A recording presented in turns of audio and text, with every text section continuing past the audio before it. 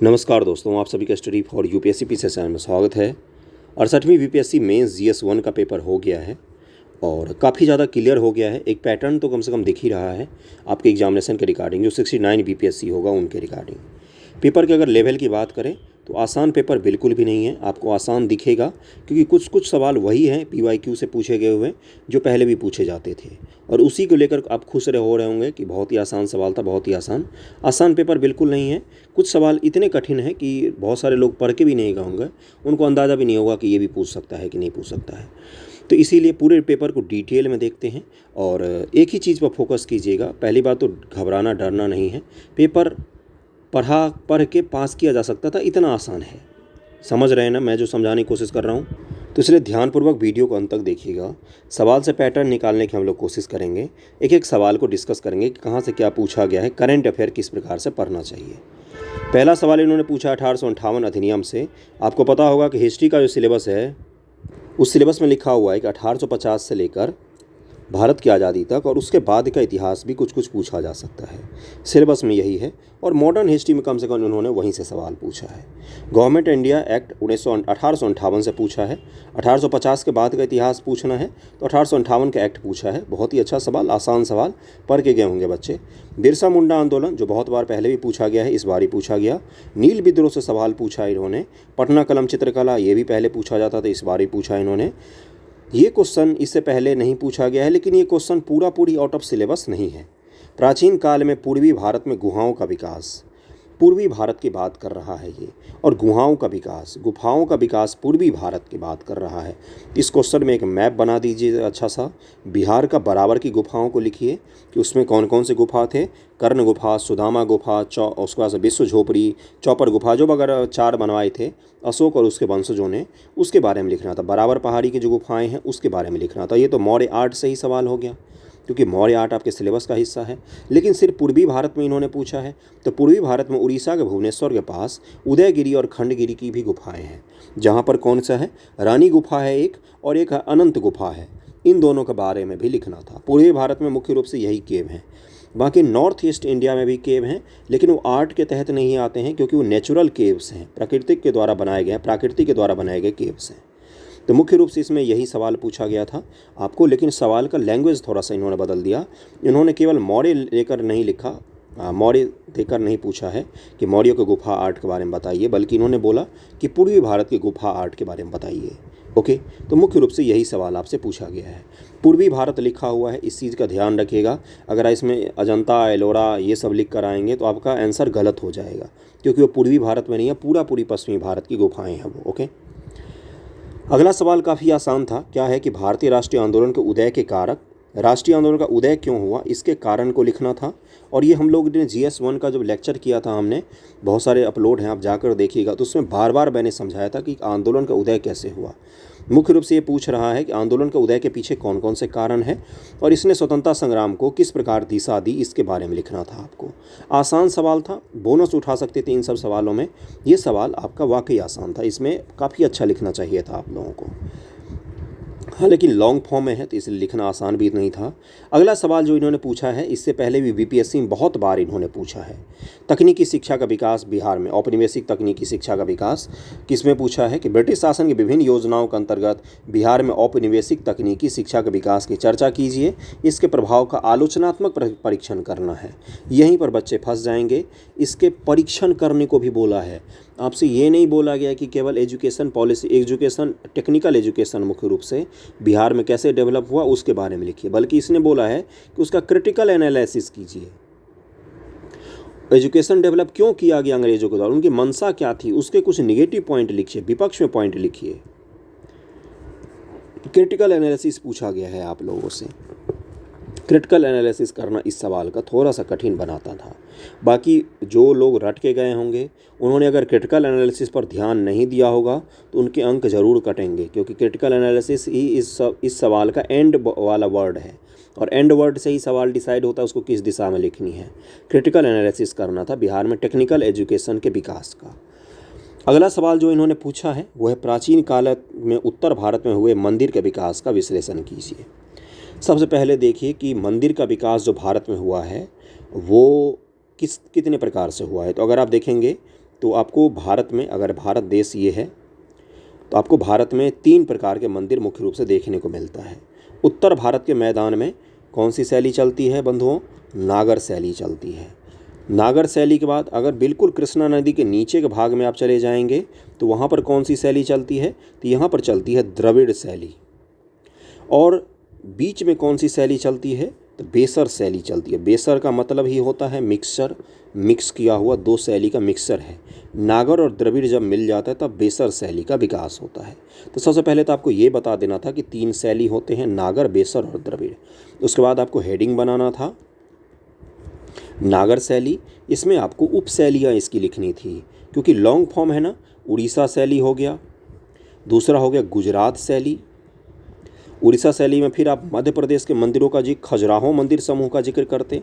भुवनेश्वर का मंदिरों का शहर कहा जाता है, मंदिरों का सिटी कहा जाता है, उसका जिक्र करते। फिर गुजरात में जो सोलंकी शैली है उसका जिक्र करना था। और सभी मंदिर की मुख्य विशेषताओं को अगर लिख देते आप पॉइंट बनाकर तो आपका आंसर कंप्लीट हो जाता। क्या आसान था? बिल्कुल भी नहीं, टफ क्वेश्चन था, क्योंकि लॉन्ग फॉर्म में लिखना है, 2 पेज नहीं लिखना है कि आप समझ रहे हैं आसान है। लॉन्ग फॉर्म में मंदिर के विकास का सिर्फ नागर को लिखना कठिन होता है थोड़ा सा। और इसमें मुख्य रूप से किस पर फोकस करना था? एग्जाम्पल, मथुरा के केशव देव मंदिर का, खजुराहो के मंदिर का, अलग अलग मंदिरों का आप कितना अच्छा एग्जाम्पल दे रहे हैं उसके बारे में बताना था। और अगर प्राचीन भारत में हुए बात करेंगे तो आपको कहाँ से शुरू करना था? उत्तर भारत में गुप्तों के बाद से शुरू करना था। पंचायतन शैली की बात करनी थी इसमें। पंचायतन शैली क्या होता है? पहले पीढ़ी के जो मंदिर बनाए गए उनकी क्या खासियत थी? गुप्तों ने किस प्रकार से ईंट के मंदिर शुरुआत में बनवाए थे उसके बारे में बताना था। पालों ने जो मंदिर बनवाया, पालों ने झोपड़ी नुमा मंदिर का निर्माण किया, उत्तर भारत में भी वही आता है, उसके बारे में भी आपको बताना था। झोपड़ी नुमा मंदिर कहीं भी नहीं बनाया जाता, पालों ने बनवाया था, उसके बारे में आपको बताना था। तो मुख्य रूप से ये सवाल अगर कठिन स्तर पर देखें तो कठिन था, काफ़ी कठिन था ये सवाल। रविन्द्रनाथ टैगोर जी के विचार बहुत बार पूछा है, इस बार ही पूछा है। यही सब सवाल देख के बच्चे बोल रहे हैं आसान पेपर है, आसान पेपर बिल्कुल नहीं है। अगला सवाल जो है वो है कि करंट अफेयर से पूछा गया और जनवरी 2023 का करंट अफेयर है ये। राष्ट्रपति जी से संबंधित करंट है। राष्ट्रपति जी गई थी राजस्थान के दौरे पर और ये बहुत ही बड़ा एक उत्सव जैसा मनाया गया था। 18वीं राष्ट्रीय स्काउट्स और गाइड्स जम्बूरी का आयोजन कहाँ पर किया गया? तो राजस्थान में किया गया है। इसके उद्देश्यों का वर्णन कीजिए, क्यों किया गया है। इसके PDF मैं दिखा देता हूँ आप लोगों को। देखिए यहाँ पर क्या लिखा हुआ है कि the president of India Draupadi Murmu is inaugurated 18th national jamboree of Bharat scouts and guides of Pali Rajasthan में इसका किया गया 4 जनवरी 2023। उसके बाद से क्या लिखा हुआ है?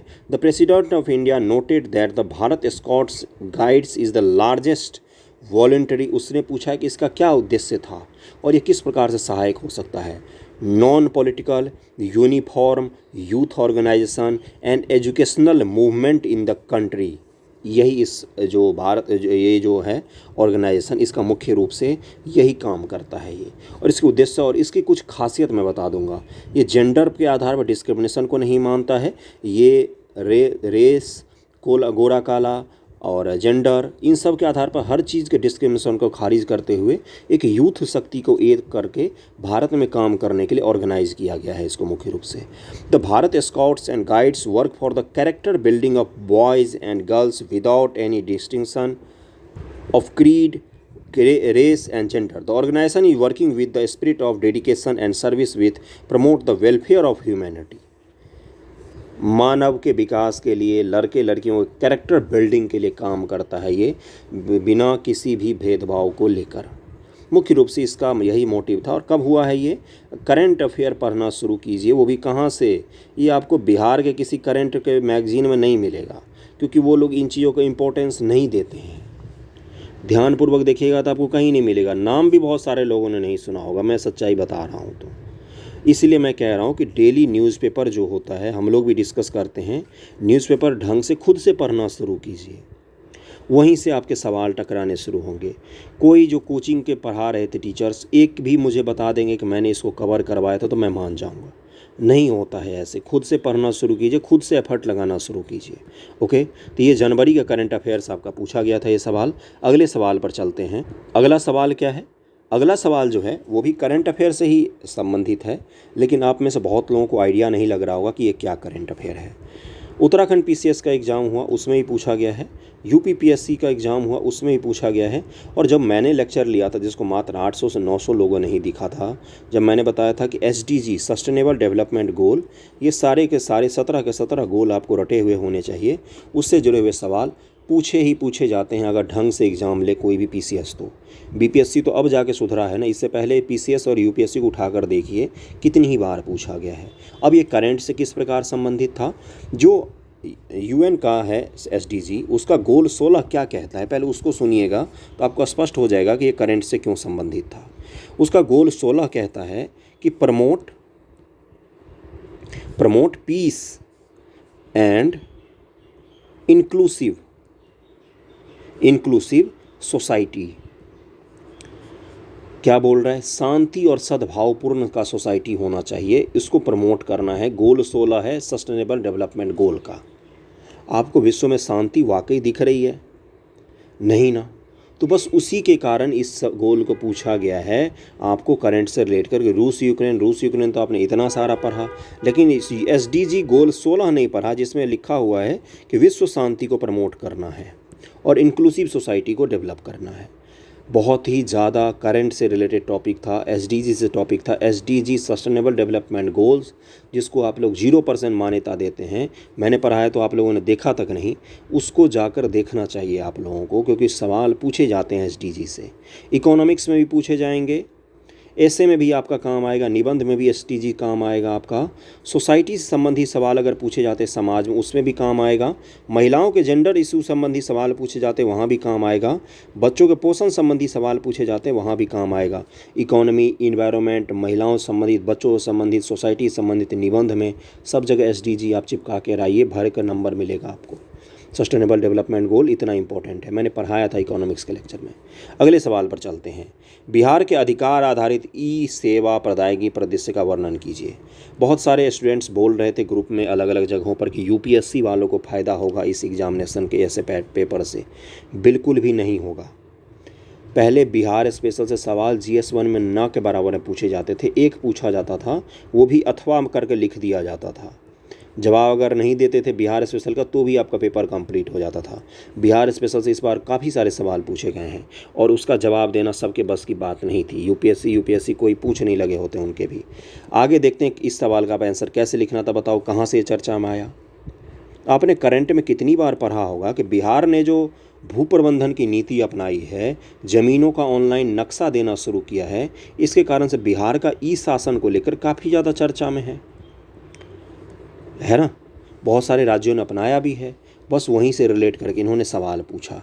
ई सेवा अदायगी में मैं बताता हूँ आपको कौन कौन सी चीज़ें आएंगी। इसमें आएगा एक जानकारी कॉल सेंटर। क्या शुरू किया गया था?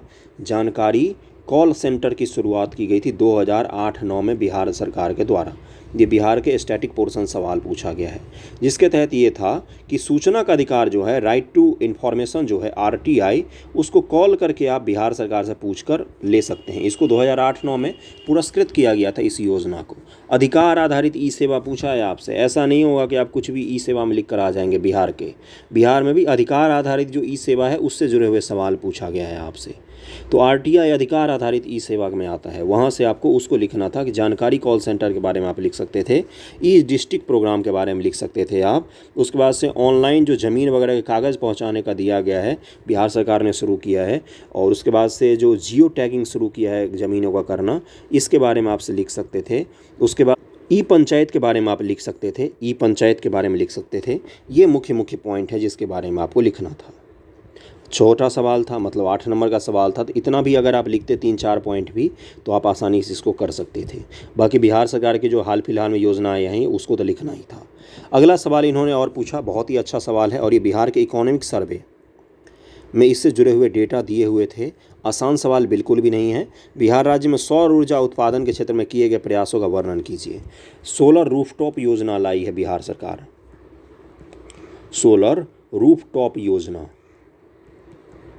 और इसकी काफ़ी ज़्यादा तारीफ़ हो रही है। इसके बारे में आपको लिखना था। समझ में आ रही है चीज़ें? इससे जुड़े हुए मैं आपको PDF दे दूँगा और उसमें काफ़ी सारे सोलर योजना जो बिहार सरकार का, जिसको रिकॉग्नाइज़ किया भारत सरकार ने और उसको अच्छा माना है, उसके बारे में जिक्र है।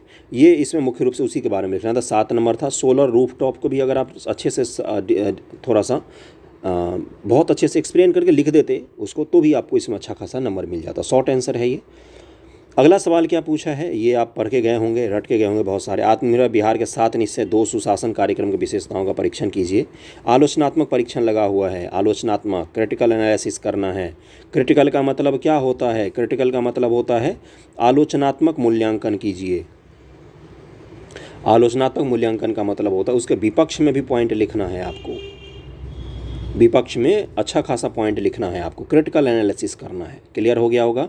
पेपर एक बात बताऊं, पेपर का लेवल इन्होंने बहुत ही अच्छा सेट किया है। जो लोग रट्टाफिकेशन वाला पढ़ाई कर रहे थे इतना सालों से, उनके होने की गुंजाइश बिल्कुल कम कर दी है। और जो लोग अच्छे से पढ़ाई करते हैं, सालों भर मेहनत करते हैं, ऐसा नहीं होता कि सर 20 को टॉपिक गेस कर दीजिए, हम एग्ज़ाम देने जाएंगे हमारा हो जाएगा। जो लोग उस तरह का काम नहीं करते हैं उनके पास होने की संभावना अधिक है इस एग्जामिनेशन में। ओके, तो आप लोगों को खुश होना चाहिए कि हम अगर मेहनत करके जाएंगे तो हमारा इसमें हो जाएगा। ये आप ही के लिए एग्ज़ाम बनाया गया है इस तरह का, इसको लेकर डरने की ज़रूरत तो बिल्कुल भी नहीं है। पैटर्न में कुछ खास परिवर्तन नहीं हुआ है, बस इन्होंने करंट अफेयर जो है उसको थोड़ा सा डायनेमिक बनाया है। वो भी शॉर्ट फॉर्म में करंट अफेयर को डायनेमिक बनाया है इन्होंने, लेंदी फॉर्म में करंट अफेयर को डायनेमिक बिल्कुल भी नहीं बनाया इन्होंने। अच्छे सवाल पूछे हैं, ध्यान रखिएगा। थोड़े से मेहनत से आप इस सवाल को आसानी से लिख सकते हैं। डरने की चीज़ बिल्कुल भी नहीं है। इसी परीक्षा में कोई भी ऐसा क्वेश्चन ऐसा नहीं था जिसको अगर आप पढ़ के गए हो तो आप आसानी से लिख नहीं सकते थे। ओके, पढ़ना भी कोई खास ज़्यादा नहीं है। डेली न्यूज़पेपर को ज़रूर फॉलो कीजिए, डेली न्यूज़पेपर को ज़रूर फॉलो कीजिए। उसमें प्रधानमंत्री, राष्ट्रपति, प्रेसिडेंट हमारे कहाँ जाते हैं, प्रधानमंत्री कहाँ जाते हैं, भारत सरकार ने कोई योजना चलाई है बड़े स्तर पर तो उसकी चर्चा अगर ज़्यादा हो रही है तो उसको पढ़ लीजिए। खासतौर से वो योजना अगर सोसाइटी से संबंधित हो, समाज से संबंधित हो, उसको ज़रूर पढ़िए, है ना। अगले सवाल पर चलते हैं। देखिए अगला सवाल बहुत ही अच्छा पूछा है इन्होंने और इसको लिखना काफ़ी आसान था।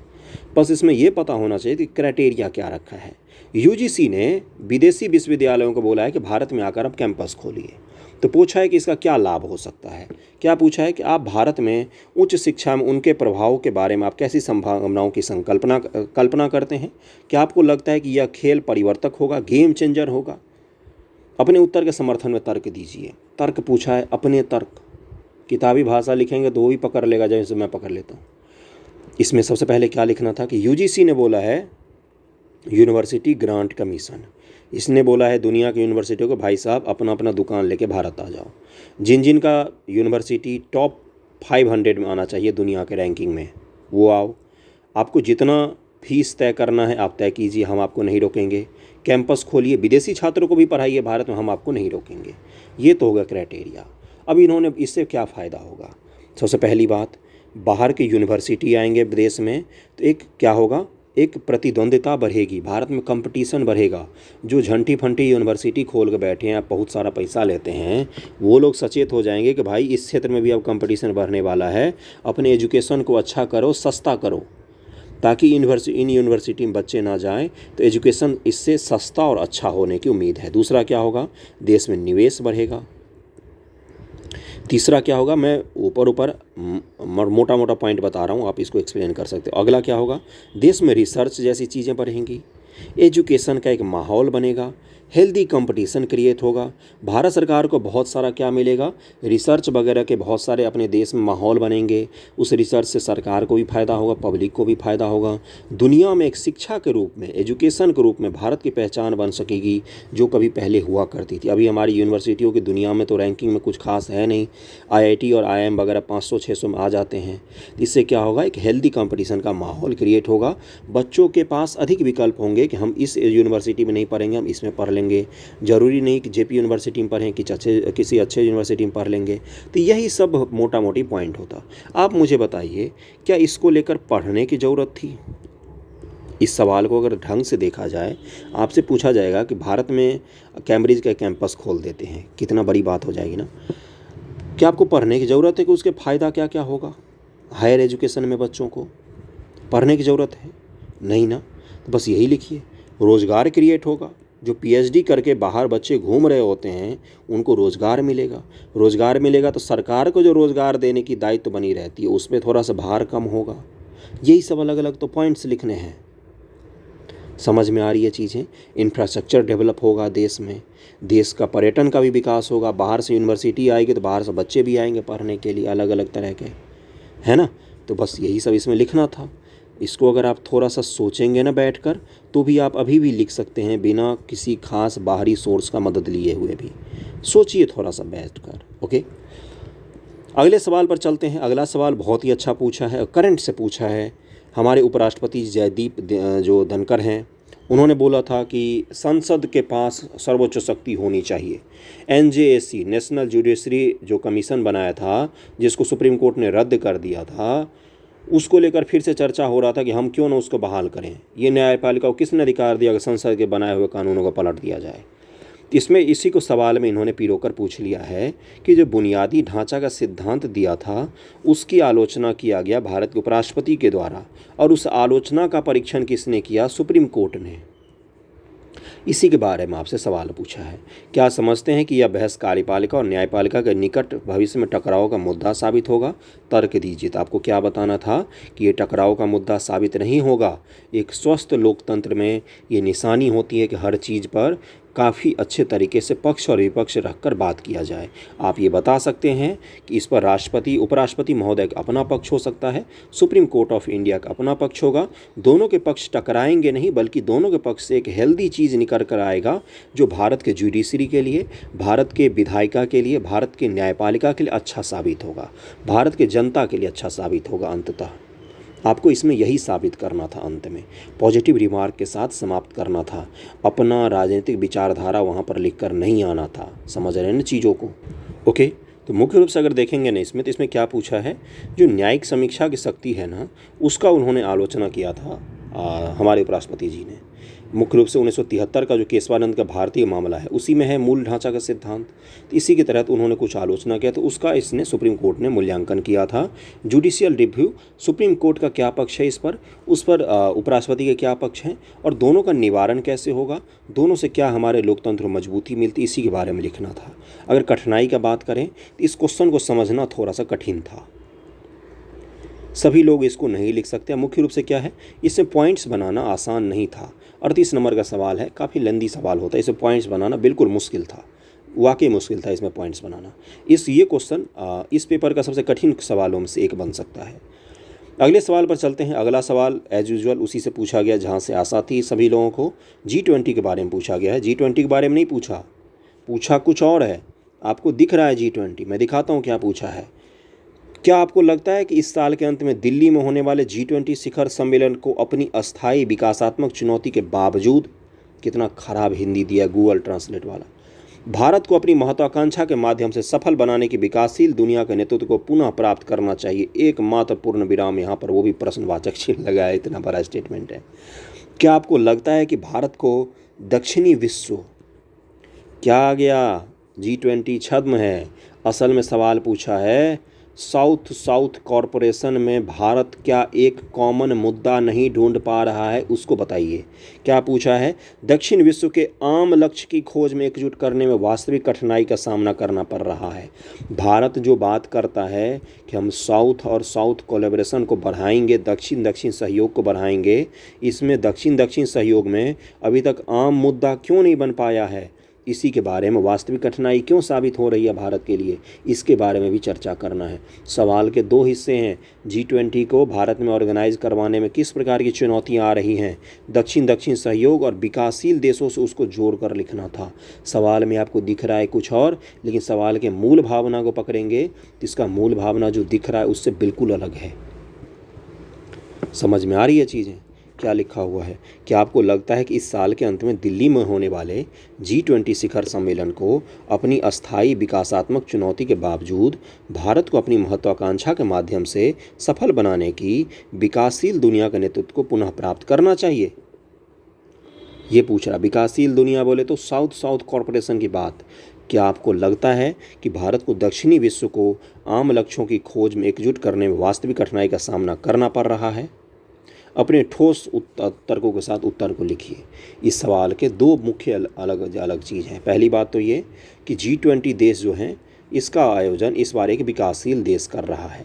सबसे पहली बात तो ये, पिछले बार भी इंडोनेशिया भी विकासशील देश था और अगली बार जो आयोजन करेगा ब्राज़ील, वो भी एक विकासशील देश है।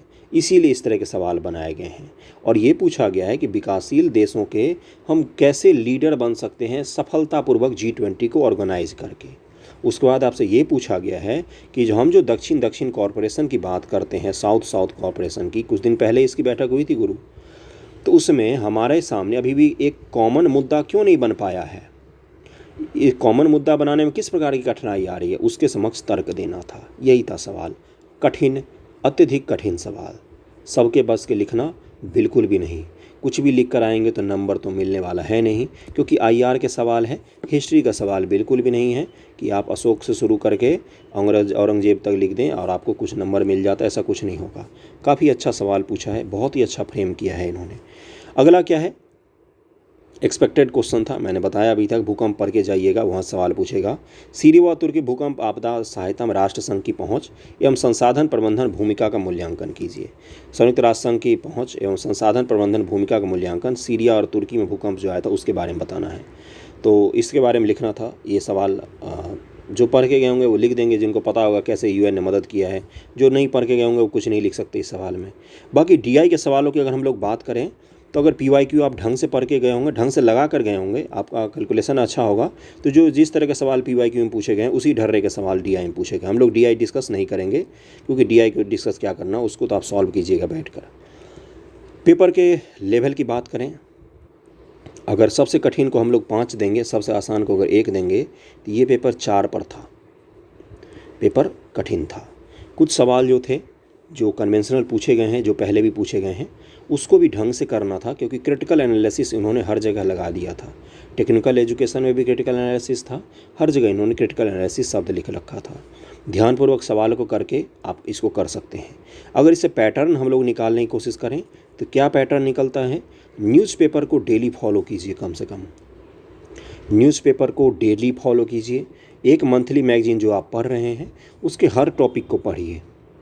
बिहार सरकार के बजट और इकोनॉमिक सर्वे पर मुख्य रूप से फोकस रखिए कि बिहार सरकार किस क्षेत्र में काम कर रही है, किन क्षेत्रों के कौन कौन से ऐसे काम है जिसको शाबाशी मिली है चारों तरफ से।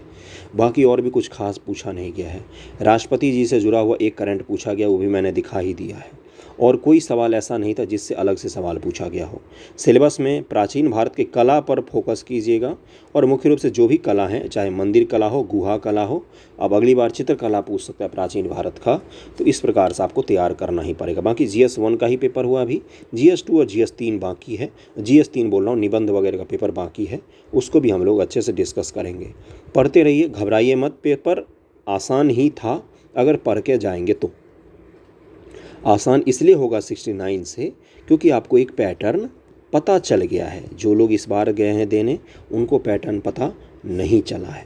समझ रहे हैं ना मैं जो समझाने की कोशिश कर रहा हूँ, इसलिए उनके लिए आसान था, आपके लिए थोड़ा सा, उनके लिए कठिन था, आपके लिए थोड़ा सा आसान हो जाएगा। ओके, तो पढ़ते रहिए, घबराइए मत, जो भी आएगा संकट मिलकर सामना करेंगे। थैंक यू सो मच आप सभी का।